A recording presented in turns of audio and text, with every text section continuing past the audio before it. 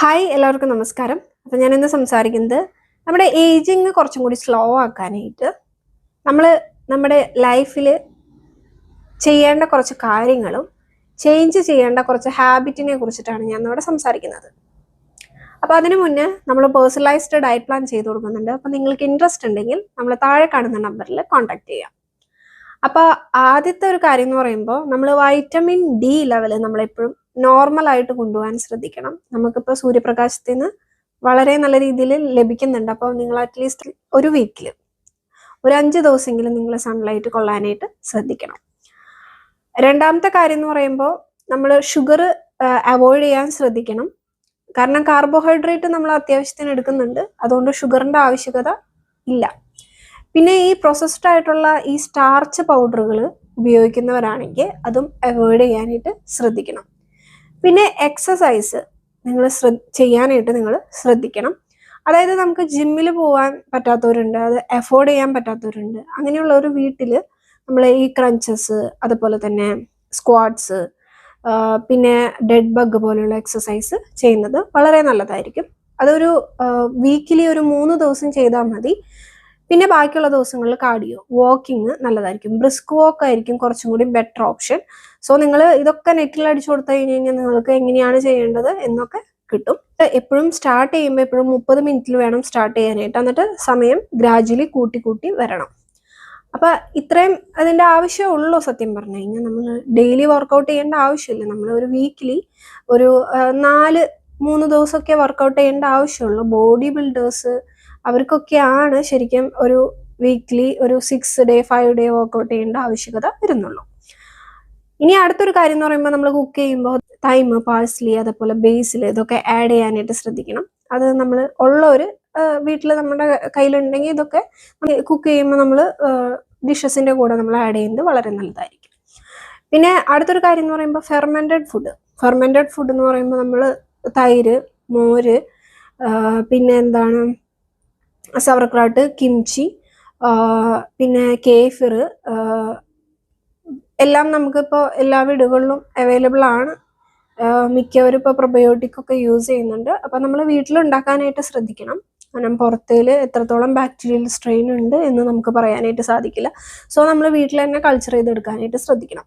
അപ്പോൾ probiotic daily add ചെയ്യുന്നത് വളരെ നല്ലൊരു ഓപ്ഷനാണ്.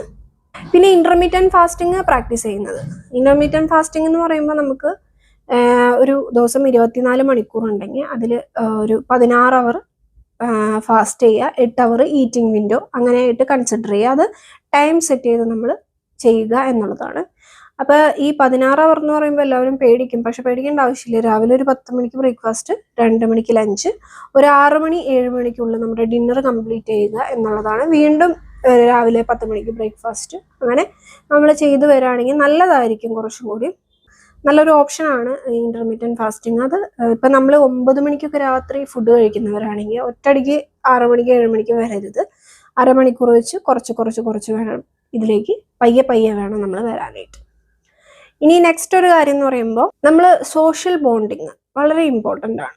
നമ്മൾ ഇടയ്ക്കിടയ്ക്ക് ഫിലിമൊക്കെ കാണാൻ പോകണം വീട്ടിലിരിക്കുന്നവരാണെങ്കിൽ ഇടയ്ക്കിടയ്ക്കൊക്കെ നമ്മുടെ ഫ്രണ്ട്സായിട്ട് ചില്ല് ചെയ്യണം, അവരായിട്ട് സംസാരിക്കണം, പോസിറ്റീവായിട്ടുള്ള കാര്യങ്ങൾ സംസാരിക്കാൻ ശ്രദ്ധിക്കണം. ഇതൊക്കെ ഭയങ്കര നമുക്കൊരു ഹാപ്പിനെസ് ആണ് ശരിക്കും പറഞ്ഞു കഴിഞ്ഞാൽ. അപ്പോൾ സോഷ്യൽ ബോണ്ടിങ് എപ്പോഴും നമ്മൾ ക്രിയേറ്റ് ചെയ്യാനായിട്ട് ശ്രദ്ധിക്കണം. എപ്പോഴും വീട്ടിലിരിക്കരുത് നമ്മൾ. പിന്നെ അടുത്തൊരു കാര്യം എന്ന് പറയുമ്പോൾ ലെമൺ വാട്ടർ, വൈറ്റമിൻ സി ധാരാളം അടങ്ങിയിട്ടുണ്ട്. അതുകൊണ്ട് നിങ്ങളുടെ ഡെയിലി വൈറ്റമിൻ സി നിങ്ങൾ എപ്പോഴും എടുക്കാനായിട്ട് ശ്രദ്ധിക്കണം. കാരണം വൈറ്റമിൻ സി എന്ന് പറയുമ്പോൾ കോളജൻ പ്രൊഡക്ഷന് വളരെ നല്ല രീതിയിൽ ഹെൽപ്പ് ചെയ്യുന്നതാണ്. സോ നിങ്ങൾ ഡെയിലി വൈറ്റമിൻ സി നിങ്ങൾ എടുക്കാനായിട്ട് ശ്രദ്ധിക്കണം. ഒരു ഗ്ലാസ് വെള്ളത്തിൽ നമ്മൾ ഒരു ലെമൺ പിഴിഞ്ഞൊഴിച്ച് നമ്മൾ കഴിക്കുമ്പോൾ ചിലവർക്ക് പല്ലിൽ പുളിപ്പ് വരും. അങ്ങനെയുള്ള ഒരു സ്ട്രോ ഉപയോഗിച്ച് കഴിക്കുന്നതായിരിക്കും കുറച്ചും കൂടി ബെറ്റർ ഓപ്ഷൻ. മെയിൻ ഇമ്പോർട്ടൻറ്റ് കാര്യം എന്ന് പറയുന്നത് നമ്മൾ ഏത് ഫുഡ് കഴിച്ചു കഴിഞ്ഞാലും ഒരു 10 മിനിറ്റ് നമ്മൾ വാക്ക് ചെയ്യുന്നത്, നടക്കുന്നത് വളരെ നല്ലൊരു ഹാബിറ്റാണ്. അപ്പോൾ നിങ്ങൾ പോസ്റ്റ് മീൽ വാക്ക് എന്ന് പറയും. അപ്പോൾ നിങ്ങൾക്ക് പറ്റുകയാണെങ്കിൽ ഇപ്പോൾ രാവിലെ ഫുഡ് കഴിച്ച് കഴിഞ്ഞിട്ട് ഒരു 5 മിനിറ്റ് നടക്കുക, ഒരു ഉച്ചയ്ക്ക് ഫുഡ് കഴിച്ച് കഴിഞ്ഞിട്ട് ഒരു 10 മിനിറ്റ് നടക്കുക, വൈകുന്നേരം ഫുഡ് കഴിച്ചിട്ട് ഒരു 15 മിനിറ്റ് നടക്കുക. ഇത് നമ്മൾ പയ്യെ ഡെവലപ്പ് ചെയ്തെടുക്കുന്നത് നല്ലൊരു ഹാബിറ്റാണ് ശരിക്കും പറഞ്ഞു കഴിഞ്ഞാൽ. ഇനി നമ്മൾ അയൺ പാത്രത്തിൽ കൂടുതലായിട്ട് കുക്ക് ചെയ്യണത് അവോയ്ഡ് ചെയ്യാനായിട്ട് നിങ്ങൾ ശ്രദ്ധിക്കണം. പിന്നെ മെയിൻ ആയിട്ടുള്ള കാര്യം എന്ന് പറയുന്നത് നമ്മൾ ഉറക്കം. 7 തൊട്ട് 9 മണിക്കൂർ വരെ നമ്മൾ ഉറങ്ങാൻ ശ്രദ്ധിക്കണം. അതിൽ കുറവ് നമ്മുടെ ഉറക്കം നമ്മൾ സാക്രിഫൈസ് ചെയ്യരുത്.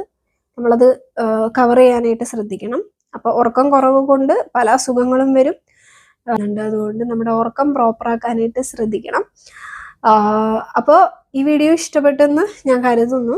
അപ്പോൾ നമ്മൾ പേഴ്സണലൈസ്ഡ് ഡയറ്റ് പ്ലാൻ ചെയ്ത് കൊടുക്കുന്നുണ്ട്. വീണ്ടും നമ്മൾ പറയാണ്. അപ്പോൾ നിങ്ങൾക്ക് ഇൻട്രസ്റ്റ് ഉണ്ടെങ്കിൽ താഴെ കാണുന്ന നമ്പറിൽ നമ്മളെ കോൺടാക്ട് ചെയ്യാം. അപ്പോൾ നെക്സ്റ്റ് വീഡിയോ വരുന്നത് stay tune, stay healthy, by.